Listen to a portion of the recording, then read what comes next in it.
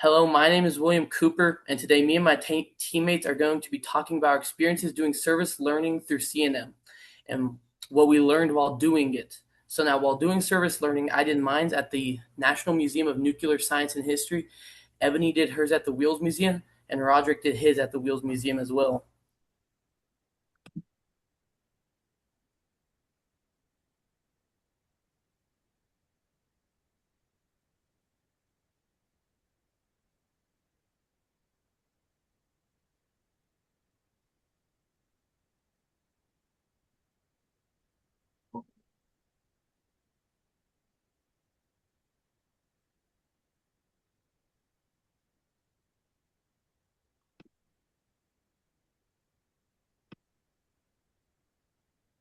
Do you want me to do my PowerPoint first? Oh, sure. Okay, I wasn't sure if you were going. Uh, I'll go next. Okay. Um,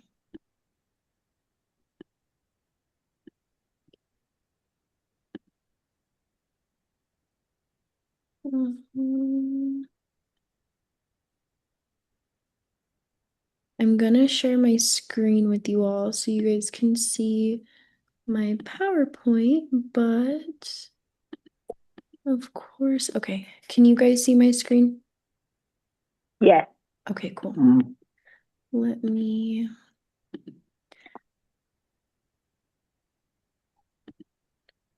okay. So I did mine, as William said, I did my service learning at the Albuquerque Rail Yards. And so I found out a lot of cool information. I primarily did mine on African Americans during that time. So, voices from the archive, the source investigated. I mainly used the historical library book records and library books that were at the Wills Museums. The Green Book, as you saw in the beginning, that was one that is very prominent and it's pretty popular. So, a lot of people know about that. The focus, like I said, was on Black Railroad workers in the 1800s and the 1900s. I found out a lot of information that I didn't know. So it was really cool. And I'll go a little bit more about that. And then uncovered themes of isolation and lonely daily lives.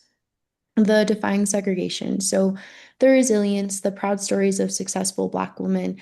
There was actually quite a bit of Black women that started their own businesses. So they were business owners during that time. There was one, their sisters, and they owned a hotel. So I thought that one was pretty cool. They'll be on the next slide. Overcame systematic segregation to build businesses, launched independent hotels and catering companies. And so Allie Harris and her sister, they owned a 21 room hotel. They were maids. They rented upper rooms in their house. They tributed to many women supporting roles in the railroad house workers, which included just laundry, restaurant workers, nurses, many others that were part of the rails in the Southwest. So awesome. And then corporate wealth versus community loss. Wealthy corporations, they cause massive costs.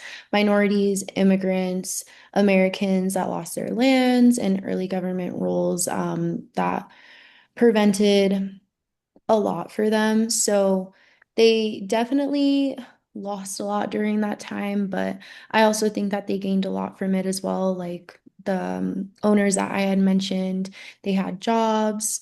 Um, yeah. And then that is all for mine. William, you can go ahead. All right. So, as said before, I did my service learning at the National Museum of Nuclear Science and History. So, what I did there was I helped man informational kiosks. So there are these little booths which have both 3D visual models that are interactive and not interactive for the audience to look at and play with. And they had short little fun facts and informational blurbs that you were to tell the audience. And they were usually placed in front of an exhibit, and they had models for that. I also did a project while I was there. So the volunteer director at the museum Maria Soltemeyer, had me do a project where I selected about 6 exhibits from the museum, and I wrote a short informational blurb about why I chose them and made sure that was historically accurate and had some relevance. So what I learned while doing my work there was how to use the visual aids, because all of the kiosks that I helped to man had 3D models, which I had to help use them. They taught me how to do that while also giving a speech to help boost credibility, while also keeping audience attention span and interactivity with it.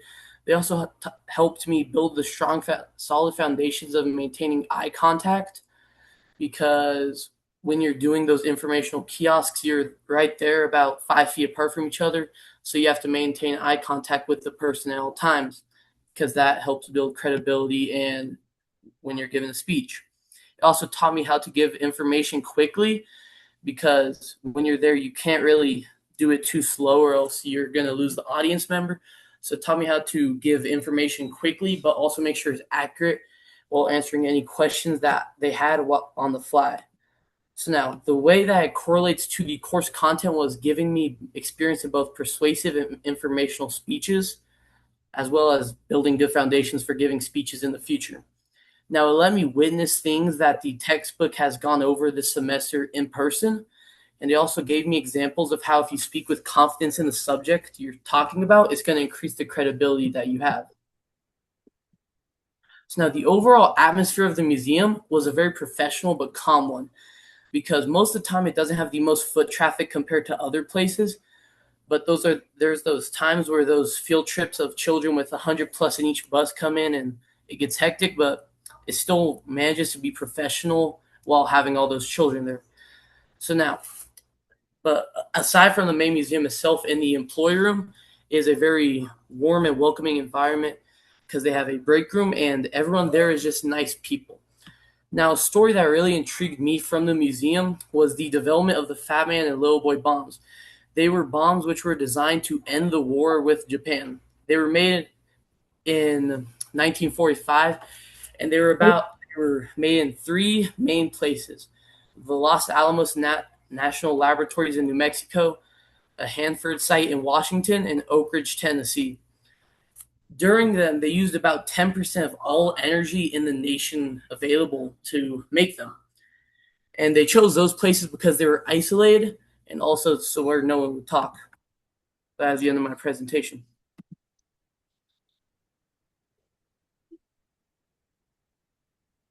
Great job, guys.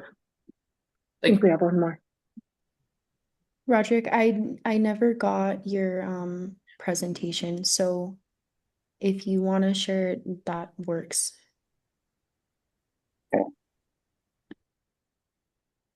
Mm.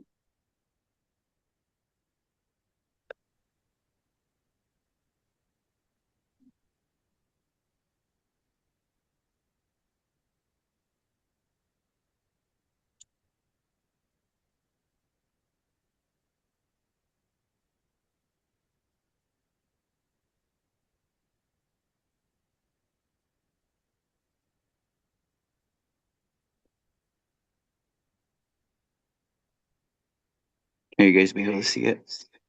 Yes, sir. Yes. Yeah, okay, cool.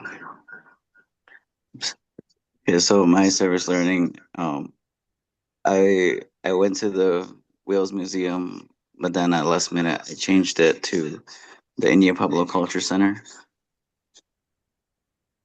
And so with my service learning, I worked with people of all ages, volunteering and welcoming visitors and announcing traditional Pueblo dancers, assisting with tours and answering questions, and then help create a welcoming learning environment. And all this really taught me, how to really go into public speaking. And the reason why I chose this was because I am a part of the 19 Pueblos. I'm from San Felipe Pueblo. And so I had a bit of a knowledge going into this about everything going into the cultures and everything that goes into it. But also, it really taught me on more things about other reservations and other pueblos. And I also got to speak in front of people, give tours. As you see in this picture, I was giving a tour inside the museum and just being informative, and then also learning about them as well. And even at times, there were other pueblos there or other tribes there, and they were communicating with me on things that they had in common with the 19 pueblos, and also vice versa of things that were different, and just a bit of a collaboration there. And then go into the next one. Okay, so this one is going to be the skills and personal growth of going into public speaking. I am myself, I'm not really like a good speaker or like uncomfortable with speaking with people. And so this service learning really taught me to improve my confidence and stronger public speaking. And I do have a video here, and it shows of me doing the public speaking and customer service and teamwork, and just a great appreciation. And I even got to work with amazing people who had amazing connection and appreciation for everything.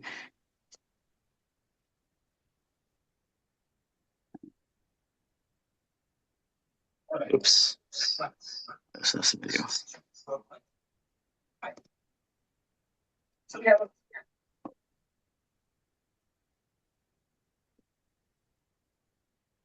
we go.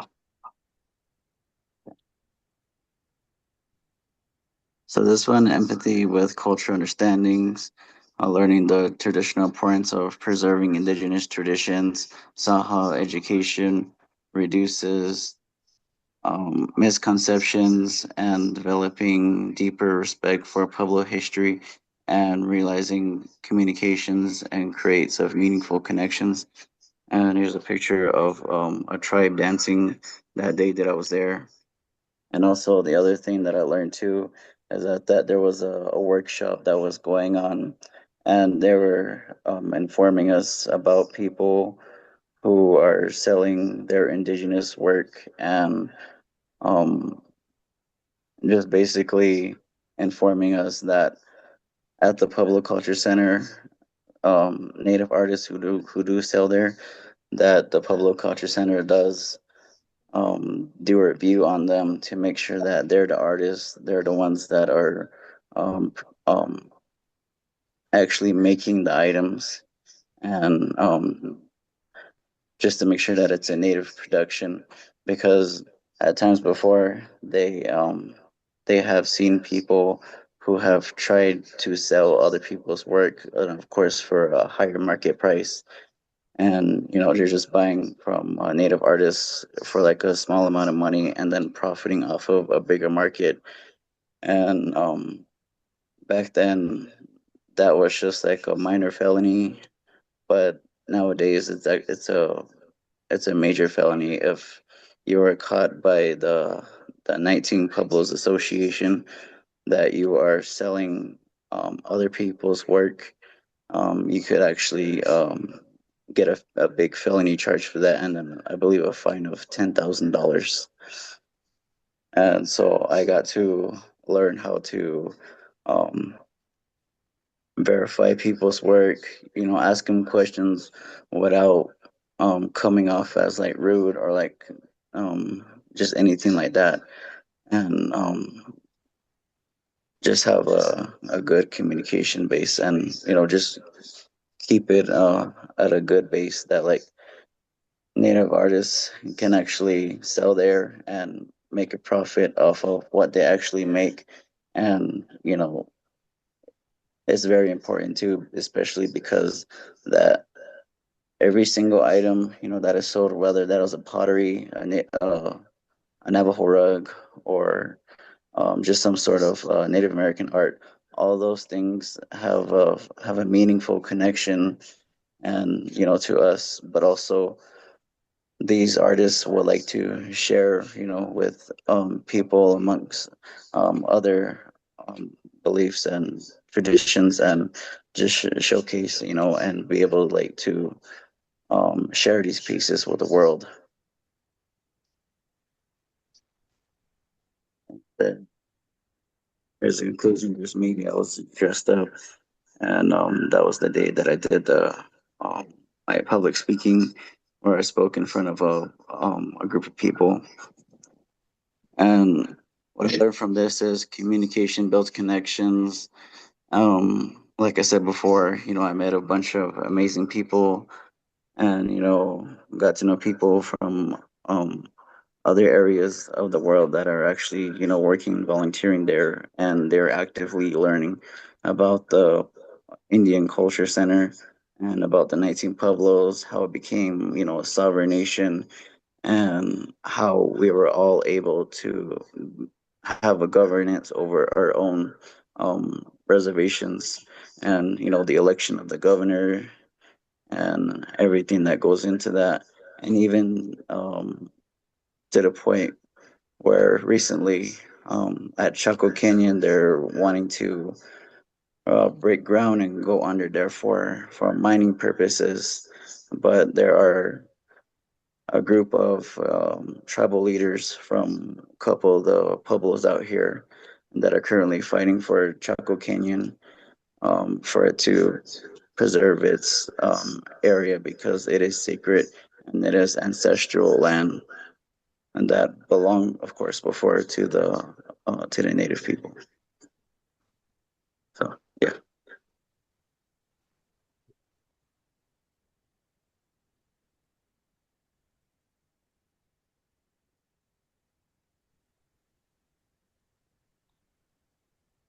Are you done, Roderick? Yeah, exactly. Okay, cool. Well, that was amazing. Thank you. And thank you, William, as well. Thank you all for joining and listening. I think some big key takeaways from this is that we all gained confidence and knowledge about things that we were interested in, and stuff that we were passionate about. We were also able to meet lots of new people. So it was awesome. And it was awesome to be able to listen to both of your guys's PowerPoints, and I learned something new from each of you guys. So thank you. And yeah, that concludes our service learning for public speaking. Thank you guys for joining. Yeah, of course. Thank you guys for everyone for joining, especially once the people for the audience. And I have more appreciation. I got to learn about the Black history, and also about nuclear.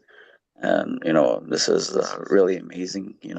Of us connecting with what we really love, and so this was really cool to do.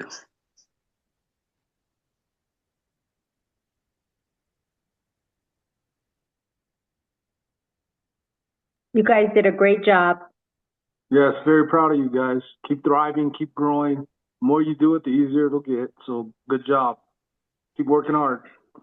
One of the Yes, things I'd like about to thank you. education that people forget to talk about is learning about different things, and getting a connection with things that you may not have looked up, or maybe had an interest in otherwise. So great job, Eb.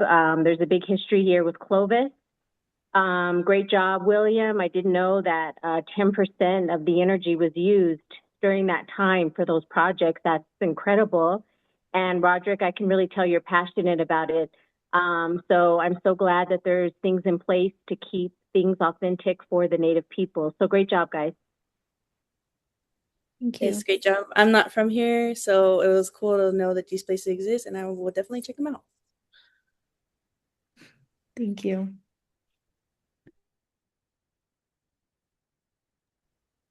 All right, I'm gonna stop recording. Thank you all. Bye.